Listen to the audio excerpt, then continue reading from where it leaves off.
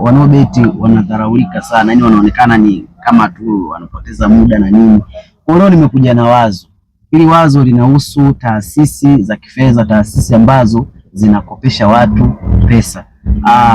Vijana wanaobeti wakamalia, na maanisha ni watu ambao ukiwakopesha fedha naamini inawezekana kurudi. Fact namba moja, kwa mfano ukikagua leo hii beti slip za mtu kwenye simu yake kwa wiki, ukaangalia ameshinda mara ngapi, labda kashinda mara 5 au mara 6. Sasa mtu hivi unaachaje kumkopesha pesa? Unaweza kumkopesha milioni 5, sababu milioni 5 ni hela kawaida sana kwa mkamalia.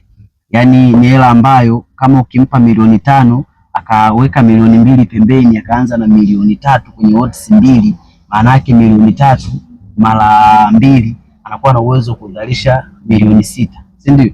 Milioni 6 anakuwa ameingiza milioni 3 ndani ya siku hiyo moja. Anashindwaje kurejesha kama maybe umempa marejesho alete labda 200,000 au 300,000 kwa siku?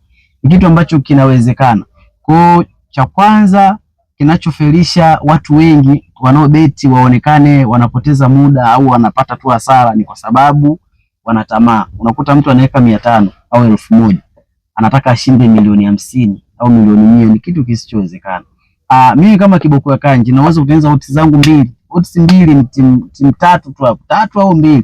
Umeona? Na naweza kuingiza hiyo milioni 5 kwa siku.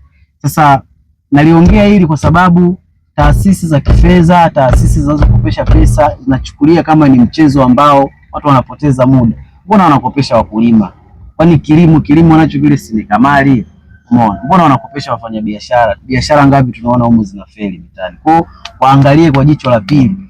Fuatilia mtu kashinda mara ngapi kwa wiki, fuatilia beti slip zake. Inawezekana wakopeshwe hela jamani. Mitaji watu hawana mitaji, ndio maana wanabeti kwa tamaa. Mtu timu kaweka 30. Sasa timu 30 rafiki yangu utatoboa leo? Wezi. Kwa ndio hilo tu wanangu, wazo langu naomba lizingatiwe jamani.